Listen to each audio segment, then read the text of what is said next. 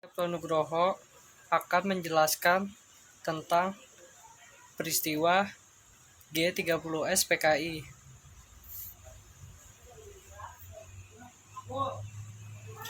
Pengertian G30S PK atau PKI, Gerakan 30 September, atau dalam dokumen pemerintah tertulis Gerakan 30S September atau PKI, disingkat G30 atau SPKI, Gestapo atau Gerakan September 30, Gestok dalam kurung Gerakan 1 Oktober adalah sebuah peristiwa yang terjadi selewat malam tanggal 30 September hingga awal 1 Oktober 1965 ketika 7 perwira tinggi militer Indonesia dan beberapa orang lainnya dibunuh dalam suatu usaha kudeta. Peristiwa G30S atau PKI ini menelan korban 7 perwira tinggi dari militer Indonesia dan beberapa orang lainnya karena usaha kudeta terhadap pemerintah Presiden Soekarno. Dalang dibalik peristiwa Gerakan 30S atau PKI adalah Partai Komunis Indonesia yang sudah menjadi bagian dari sejarah partai politik Indonesia sejak tahun 1914. Sebenarnya, pemberontakan sebagai latar belakang 30S PKI telah dimulai jauh sebelum ini, yaitu pada peristiwa pemberontakan PKI di Madiun pada tahun 1948 dengan memproklamasikan Soviet Republik Indonesia. Kejadian tersebut berhasil ditumpas oleh TNI pada 30 September 1948. Selain itu, masih ada banyak kekacauan yang diakibatkan oleh pemogokan organisasi yang berada di bawah PKI. Aksi kekerasan dari ormas PKI di berbagai wilayah dengan berbagai jargon politik bernada kekerasan seperti Ganyang Nekolim, Ganyang Kabir, Ganyang 7 Setan Kota, dan lain sebagainya hingga mencapai puncaknya pada peristiwa G30S PKI. Sejarah G30S atau PKI. Sebelumnya peristiwa 30S atau PKI terjadi, Partai Komunis Indonesia PKI sempat tercatat sebagai partai komunis terbesar di dunia. Hal tersebut didukung dengan adanya sejumlah partai komunis yang telah bersebar di Uni Soviet dan Tiongkok. Sejak dilakukan audit pada tahun 1965, setidaknya ada 3,5 juta pengguna aktif yang bernaung menjalankan program dalam PKI ini. Jumlah tersebut belum termasuk 3 juta jiwa yang menjadi kader dalam anggota pergerakan pemuda komunis. Selain itu, PKI juga memiliki hak kontrol secara penuh terhadap pergerakan buruh. Kurang lebih ada 3,5 juta orang sudah ada di bawah pengaruhnya. Tidak hanya itu, masih ada 9 juta anggota lagi yang terdiri dari gerakan petani dan beberapa gerakan lain, misalnya pergerakan wanita, pergerakan sarjana, dan beberapa organisasi penulis yang jika dijumlahkan bisa mencapai angka 20 juta anggota beserta para pendukungnya.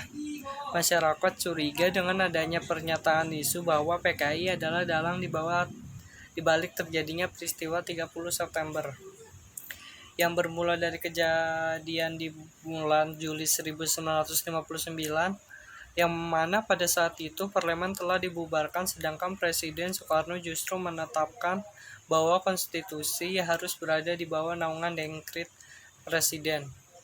PKI berdiri di belakang dukungan penuh dekret Presiden Soekarno. Sistem demokrasi terpimpin yang diusung oleh Soekarno disambut dengan antusias oleh PKI karena dengan adanya sistem tersebut, PKI meyakini bahwa mereka mampu menciptakan suatu persekutuan konsepsi yang nasionalis, agamis, dan komunis atau Nasakom.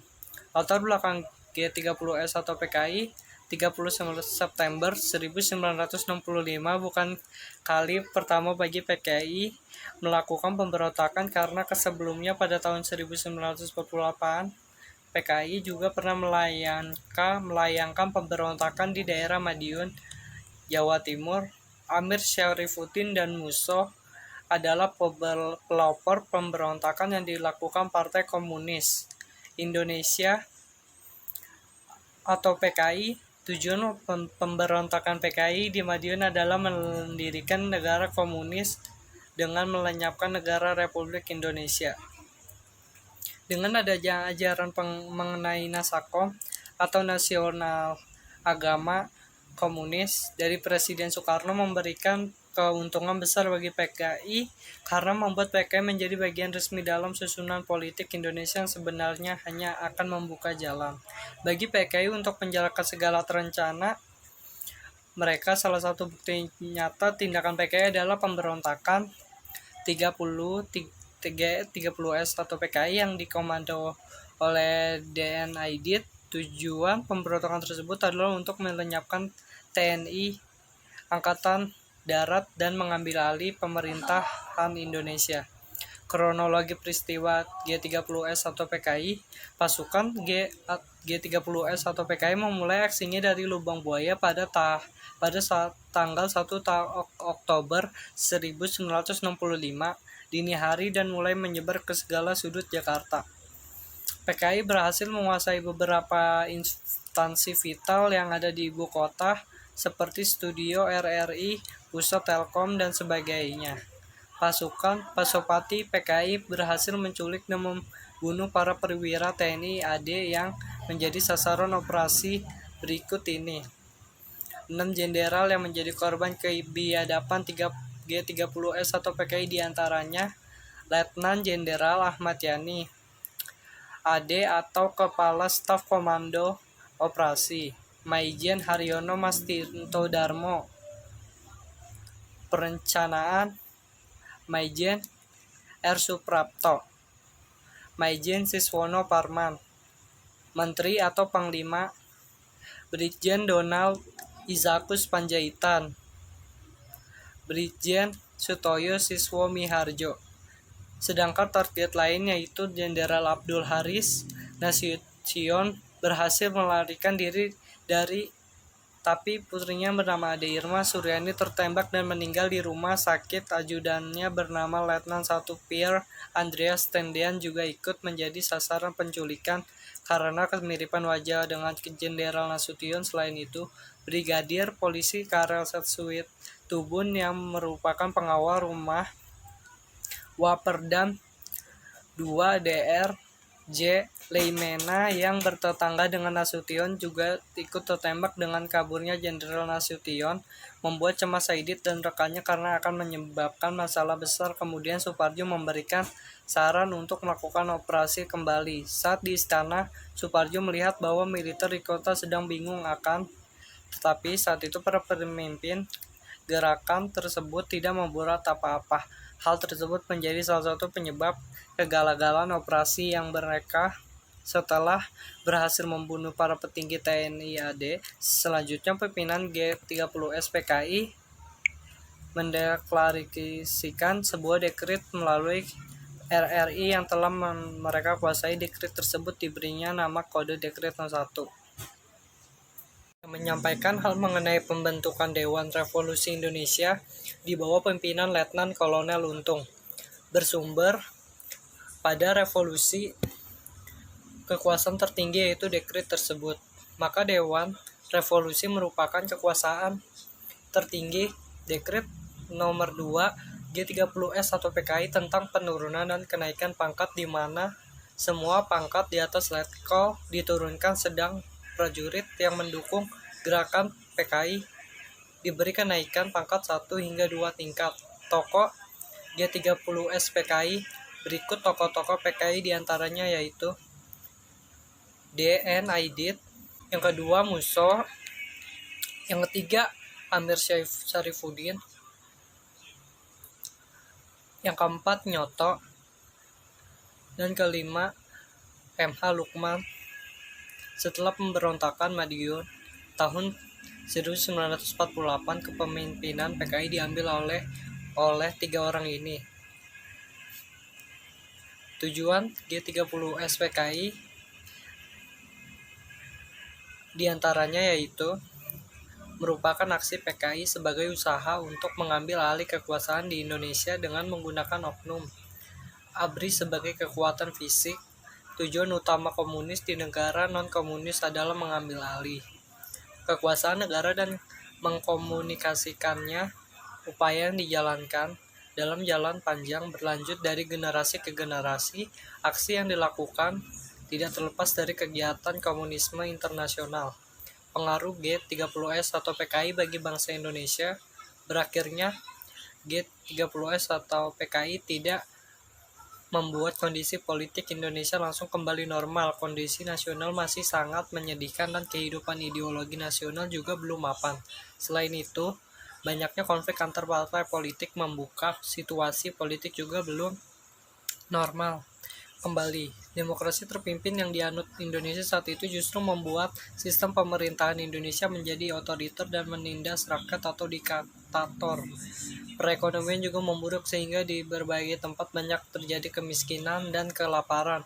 Presiden Soekarno menyalahkan pihak yang terlibat dalam gerakan pemberontakan ini yang mengakibatkan banyak korban tewas termasuk para petinggi TNI, AD, dan korban lainnya yang tidak bersalah. Presiden Soekarno menyatakan bahwa bisa saja dalam revolusi terjadi gerakan seperti G30S PKI. Sikap tersebut diartikan lain oleh rakyat beranggapan bahwa Soekarno membela PKI. Hal tersebut membuat popularitas dan kewibawaan presiden menurun di mata rakyat Indonesia. Sehingga pada 10 Januari 1966 terjadi demonstrasi di mana para demonstran memberitahukan 3 tuntutan mereka yang dikenal dengan Tritura, Tri Tuntutan Rakyat. Demonstrasi dalam aksi tersebut, seorang mahasiswa universitas bernama Arif Rahman Hakim tewas. Kejadian tersebut memberikan pengaruh pada banyaknya aksi demonstrasi yang terjadi. 3 perwira TNI AD bertemu dengan presiden didampingi. Penumpasan G30S PKI. Tindakan yang dilakukan untuk menumpas pemberontakan G30S PKI diantaranya yaitu menetralkan pasukan di sekitar Medan Merdeka yang dimanfaatkan oleh G30S PKI. Operasi militer penumpasan G30S PKI dilakukan sore hari. Pasukan RPK berhasil merebut gedung BRI, pusat gedung telekomunikasi, dan mengamankan seluruh wilayah Medan Merdeka yang dikuasai PKI tanpa adanya gencatan senjata. Pasukan Batalion 238 Kujang atau Siliwangi berhasil menguasai lapangan Banten dan mengamankan markas Kodam 5 atau Jaya dan sekitarnya. Presiden Soekarno meninggalkan Halim Perdana Kusuma dan bertolak ke Istana Bogor. Pasukan RPK bergerak menuju target dipimpin oleh Kolonel Subiantoro dalam gerakan pembersihan ke kampung di sekitar Lubang Buaya. Ajun Brigadir Polisi Sukitman yang sempat ditahan penculik berhasil kabur. Pada 3 Oktober 1965, jenazah para perwira tinggi AD yang dikuburkan dalam sumur tua berhasil ditemukan. Pada 5 Oktober 1965 yang bertepatan dengan Hari ABRI, jenazah para petinggi TNI AD dimakamkan di Taman Makam Pahlawan Kalibata dan mereka dianugerahi gelar Pahlawan Revolusi.